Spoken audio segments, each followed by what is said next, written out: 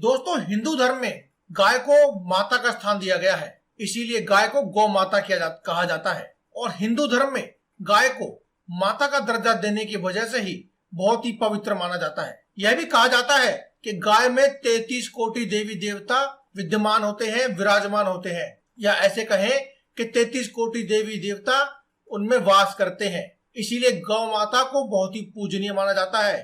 कहा जाता है कि गौ माता को कुछ भी खिला देने से या उनकी सेवा करने से काफी शुभ फल की प्राप्ति होती है। और यह भी कहा जाता है कि गौ माता उनकी पूजा करने से सभी देवी देवताओं की पूजा करने के बराबर का फल प्राप्त होता है। वैसे भी गाय का महत्व तो वैदिक काल से ही चला आ रहा है और खुद भगवान श्री कृष्ण भी गौ माता से काफी स्नेह रखते थे, इसीलिए उनकी सेवा करते थे। दोस्तों, गौ माता की सेवा करने से या उन्हें कोई छोटी से छोटी चीज भी खिला देने से या उनके सामने कोई मंत्र बोलने से बहुत ही शुभ फलों की प्राप्ति होती है।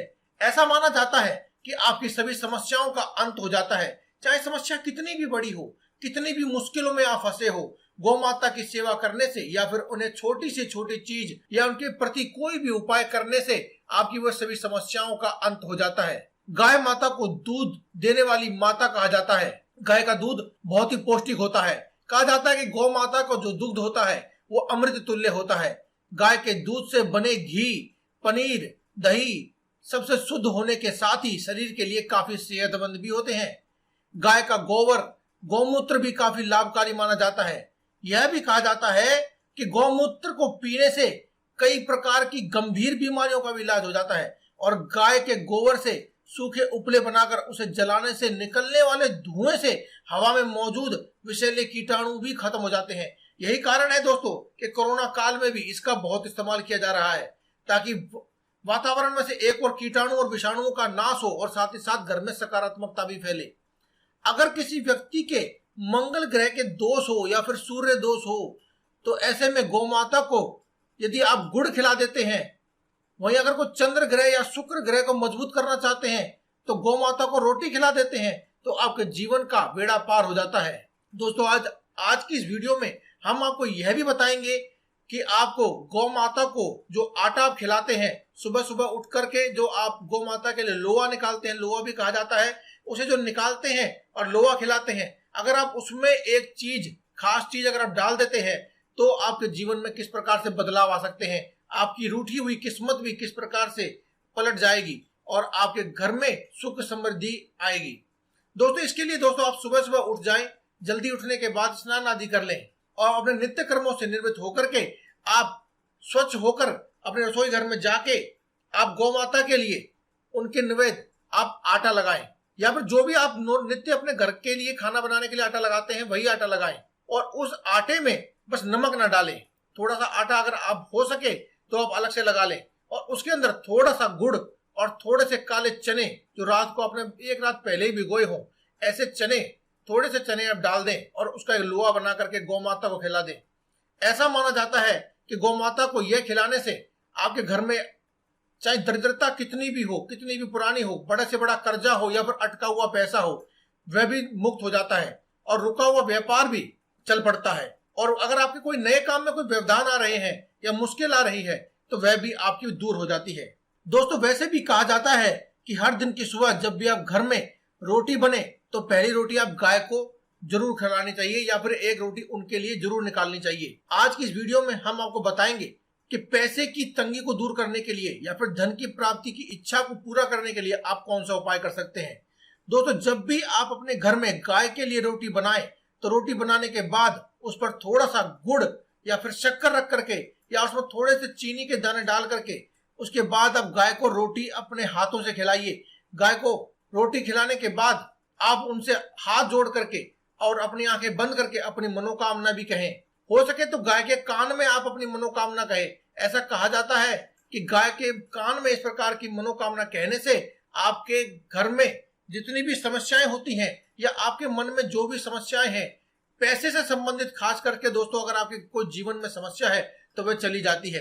दोस्तों, इसके साथ साथ हम आपको बताना चाहेंगे कि गौ माता के ऊपर हाथ फेरने का एक उपाय होता है जिसे बहुत ही लाभकारी माना जाता है। कहते हैं कि यह उपाय बहुत ही चमत्कारी है और इसे करने से बहुत से लोगों के जीवन में बदलाव आए हैं। दोस्तों, अगर आपकी कोई विशेष मनोकामना है, चाहे वह धन प्राप्ति की मनोकामना हो या फिर अपने जीवन में सफलता प्राप्ति की हो, रुके हुए व्यापार को आगे बढ़ाना चाहते हैं, या फिर आपके घर में कोई विवाह संपन्न करने के लिए कोई मुश्किलें आ रही हैं, या किसी भी प्रकार की समस्या है, तो आप इस उपाय को कर सकते हैं।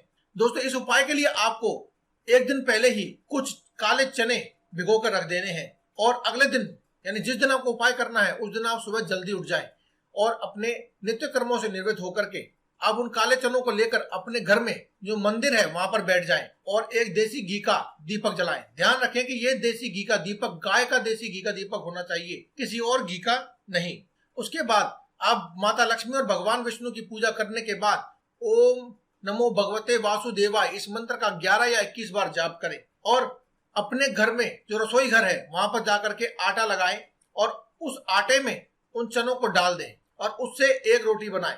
उस रोटी के ऊपर थोड़ा सा गुड़ रख करके आप गौ माता को खिलाएं, और गौ माता को खिलाने के बाद गौ माता की पीठ को सहलाएं, और पीठ सहलाते हुए अपनी मनोकामना, जितनी भी आपकी मनोकामनाएं हैं या फिर आपके जीवन की समस्या है, उन्हें आप कह दीजिए। ऐसा करने मात्र से ही आपके जीवन की सभी समस्याएं खत्म हो जाती हैं और देखते ही देखते आपकी सभी मनोकामनाएं भी पूरी हो जाती हैं। इसके अलावा दोस्तों, अगर आप ये सभी उपाय करने में सक्षम नहीं है तो आज की इस वीडियो में हम आपको एक मंत्र भी बताने वाले हैं।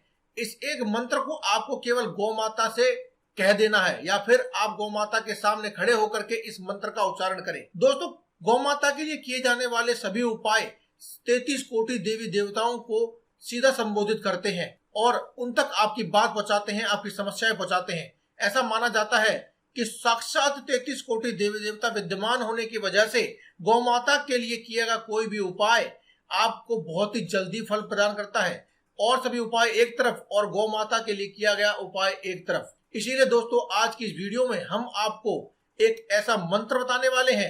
ये खास मंत्र है जिसे अगर आप गौ माता के सामने खड़े होकर के बोल देंगे तो आपके जीवन में चाहे कैसी भी समस्या हो और चाहे आपके मन में कैसी भी मनोकामना हो, वह पूरी हो जाती है। बस आपको ध्यान रखना है शुद्धता का। जी हाँ दोस्तों, इस उपाय के लिए भी आपको जिस दिन भी आप ये उपाय करना चाहें उस दिन आप सुबह जल्दी उठ जाएं और स्नान आदि करने के बाद अपने सभी नित्य कर्मों से निवृत्त हो जाएं और अपने घर की साधारण पूजा जो आप हर रोज करते हैं वह अवश्य करें। उसमें माता लक्ष्मी और श्री हरि विष्णु का भी ध्यान करें। उसके बाद अगर आप कुछ गौ माता को खिला सकते हैं तो वह अपने साथ लेकर के जाएं, या खिलाना चाहते हैं तो भी अपने साथ लेकर के जाएं। लेकिन अगर आप ये सभी कार्य करने में भी सक्षम नहीं है तो आप केवल खाली हाथ चले जाएं और जहां कहीं भी आपको बैठी हुई गाय मिल जाए आप उसके सामने खड़े होकर हाथ जोड़ करके गौ माता की ओर देखते हुए इस मंत्र का जाप करें। मंत्र इस प्रकार है दोस्तों, ओम सर्वदेवमय देवी लोकाना शुभ नंदिनी मातमम विशित सकलम कुरु नंदिनी। दोस्तों, इस मंत्र का आपको केवल 5 बार जाप करना है। अगर आपको ये मंत्र याद न रहे तो आप वीडियो को पॉज करके इस मंत्र को लिख लें और उसे अपने साथ लेकर के जाएं, और उस लिखे हुए मंत्र को आप अपने हाथों के बीचों बीच रख करके आप गौ माता से ये 5 बार इस मंत्र को कहें और उसके बाद अपनी सभी मनोकामनाएं भी कह दें। इस मंत्र के उच्चारण के बाद गौ माता को नमन कीजिए और मन में अपनी सभी मनोकामना कह दीजिए। ऐसा करने से आपकी मनोकामना शीघ्र पूर्ण हो जाती है और साथ ही में आपको सभी देवी देवताओं का आशीर्वाद भी मिल जाता है। इसके अलावा दोस्तों, आपके जो 9 ग्रह होते हैं वह भी प्रसन्न हो जाते हैं। अगर 9 ग्रहों में से कोई भी ग्रह आपको कोई गलत प्रभाव दे रहा है तो वह आपको सकारात्मक प्रभाव देने लगता है। इसके अलावा दोस्तों, आपको जब भी मौका मिले तो गौ माता की सेवा अवश्य करें।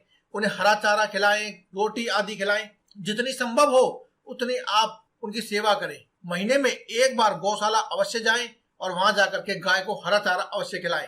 तो दोस्तों, इसी के साथ मैं इस वीडियो का अंत करता हूं। आपको अगर ये वीडियो अच्छी लगी हो तो आप कमेंट बॉक्स में जय बजरंगबली या फिर जय गौ माता की एक बार अवश्य लिखें, और साथ ही साथ इस चैनल को सब्सक्राइब करें और कमेंट बॉक्स में लिखें जय बजरंगबली।